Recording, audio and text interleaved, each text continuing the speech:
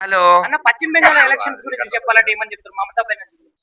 చాలా హ్యాపీగా ఉంది. మమతా బెనర్జీ అనే రాక్షస పరిపాలనకి అంతం చరమగీతం పాడేశారు మోడీ గారు. 15 ఏళ్లుగా ఆమె పాకిస్తాన్ కి బంగ్లాదేశ్ కి సహాయం చేస్తూనే ఉంది. బంగ్లాదేశ్ లో ఉన్న వాళ్ళందరూ వచ్చేసారు అస్సాం కి, అలాగే వెస్ట్ బెంగాల్ కి. ఇప్పుడు మోడీ గారు ఖచ్చితంగా బంగ్లాదేశ్ కి, మన వెస్ట్ బెంగాల్ కి, అస్సాం కి మధ్యన ఒక పెద్ద గోడ కడతారని నేనైతే అనుకుంటున్నాను. చాలా సంతోషంగా ఉంది. దాదాపు బీజేపీకి 200 సీట్ల వరకు వచ్చాయి అంటున్నారు, నాకు తెలిసిన ఇన్ఫర్మేషన్ ప్రకారం.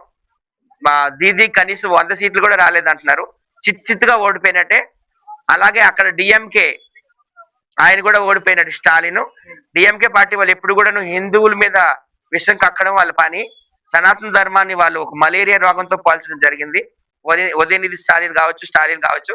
సో వాళ్ళు కూడా అక్కడ చిత్తుగా ఓడిపోయారు, 3వ ప్లేస్కి వెళ్ళిపోయారు అంటున్నారు. నాకైతే చాలా సంతోషంగా ఉంది. ఇప్పుడు జరిగిన 5 రాష్ట్రాల అసెంబ్లీ ఎన్నికల్లో 3 చోట్ల బీజేపీ వచ్చింది. West Bengal, Assam and Puducherry. చాలా సంతోషంగా ఉంది. కేరళ దగ్గరికి వద్దాము. కేరళలో లెఫ్ట్ పార్టీ ఓడిపోయింది, ఎల్డిఎఫ్. సంతోషంగా ఉంది, ఎందుకంటే వాళ్ళు కూడా ఇప్పుడు కమ్యూనిస్టులు కూడా ఎప్పుడు మన హిందువుల్ని, మన హిందూ దేవుల్ని గౌరవించారు, అసలు దేవుడే లేడు అంటారు. సో ఇండియా మొత్తం ఇంకా ఎక్కడ లేదు లెఫ్ట్ పార్టీ. వెస్ట్ బెంగాల్లో కానీ, కేరళలో కానీ ఎక్కడ కూడా లేదు. సో కమ్యూనిస్టులకు కూడా కాలం చెల్లిపోయింది, నూకలు చెల్లిపోయినాయి. నాకైతే చాలా సంతోషంగా ఉంది. ఇంకా తమిళనాడు నుంచి విజయ్ సీఎం అయ్యారు. ఆయన కూడా 110 ఎన్నో సీట్లు వచ్చి అంటున్నారు. 120 సీట్లు సీఎం అవుతారు. ఆయన కూడా అవసరం పడుతుంది, మన బీజేపీ అవసరం అయితే ఖచ్చితంగా పడుతుంది. సో తమిళనాడులో ఎక్కువగా సినిమా పిచ్చి ఎక్కువ, మీ అందరికీ తెలుసు. అక్కడ నుండి చాలా మంది సీఎంలు అయ్యారు. ఆ రోజుల్లో అన్నాదురై, ఆయన ఒక ఫిలిం రైటర్, ఆయన సీఎం అయ్యాడు. ఆ తర్వాత కరుణానిధి, ఆయన కూడా ఒక ఫిలిం రైటర్, ఆయన కూడా సీఎం అయ్యాడు. ఎంజీఆర్ అంటే చెప్పనవసరం లేదు, ఆయన కూడా సీఎం అయ్యారు. జయలలిత సీఎం అయ్యారు. జానకి రామచంద్రన్ అనే హీరోయిన్ సీఎం అయ్యారు. స్టాలిన్, ఆయన కూడా ఒక movie artist and TV artist, ఆయన కూడా సీఎం అయ్యాడు. వాళ్ళ కొడుకు ఉదయనిధి స్టాలిన్ కూడా డిప్యూటీ సీఎం అయ్యాడు. ఈ రోజు మళ్ళీ విజయ్ కూడా సీఎం అయ్యాడు.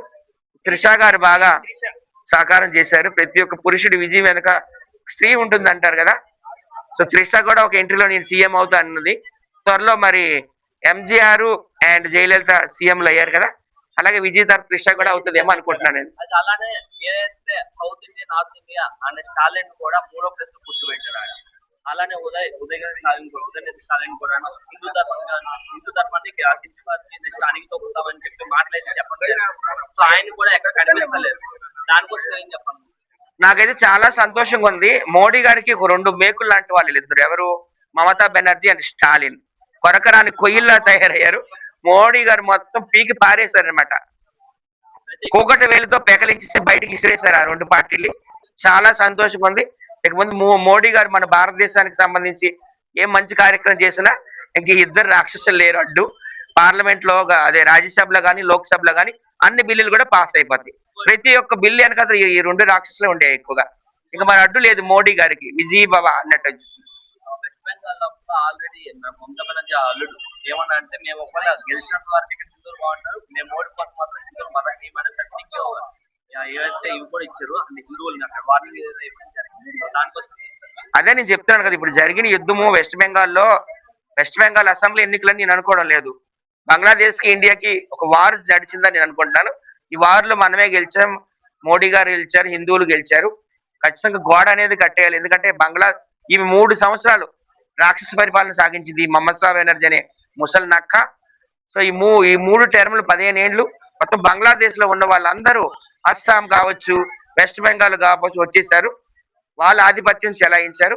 ఇప్పుడు వచ్చారు కదా మోడీ గారు, మొత్తం అందరిని ఏటి పారేస్తారు, తిరిగి వెనక్కి పంపించేస్తారు. బంగ్లాదేశ్ నుండి వచ్చిన వలస కుక్కల్ని అన్నింటినీ, టెర్రరిస్టులు అందరిని కూడాను. ఇక ముందు అయితే ఇంకా మంచి పరిపాలన. వెస్ట్ బెంగాల్ నుండి బంగ్లాదేశ్ పంపించేస్తారంటున్నా. కాకపోతే ఏంటంటే ఆల్రెడీ అక్కడ బీజేపీ గెలుస్తారు తెలియడంతోనే అక్కడ నుంచి మిగతా రాష్ట్రాలు అంటే మన హైదరాబాద్ లో అవ్వచ్చు, లేదా వేరే స్టేట్ లో కూడా ఆల్రెడీ వాళ్ళు అక్కడ బంగ్లాదేశ్ ఇక్కడ వచ్చేస్తున్నారు. మన హైదరాబాద్ లో కూడా వచ్చేస్తున్నారు ఆల్రెడీ, కొత్తగా కనిపిస్తుంది బ్యాగులు వేసుకుని. దానికోసం ఎక్కడున్నా కానీ మోడీ గారు ఏరి పారేస్తారు. అసలు వెస్ట్ బెంగాల్లో ఒకప్పుడు మనకు తెలుసు జీరో. ఒక 10 ఏళ్ల క్రితము బీజేపీ అసలు ప్రాతినిధ్యం, ఒక ఎమ్మెల్యే కూడా లేరు అక్కడ. అలాంటి జీరో నుంచి ఈ రోజు 200 గెలిపోయినారంటే అదంతా కాదు మోడీ గారి యొక్క ఘనతని నేను చెప్పుకుంటాను. వాళ్ళు ఎక్కడున్నా, వెస్ట్ బెంగాల్ వాళ్ళు, పాకిస్తాన్ వాళ్ళు ఎక్కడున్నా తిప్పి తిప్పి మళ్ళీ వాళ్ళ దేశానికి పంపించడం అనేది ఖాయం.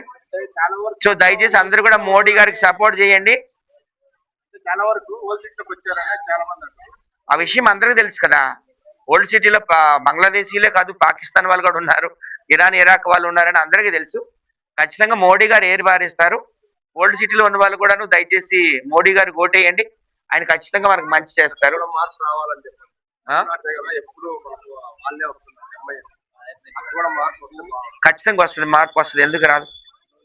సో నేను ఫైనల్ గా చెప్పేది ఏంటంటే, Mahatma Gandhi is not the father of our nation, Modiji is the father of our nation. జై శ్రీరామ్, జై మోడీ.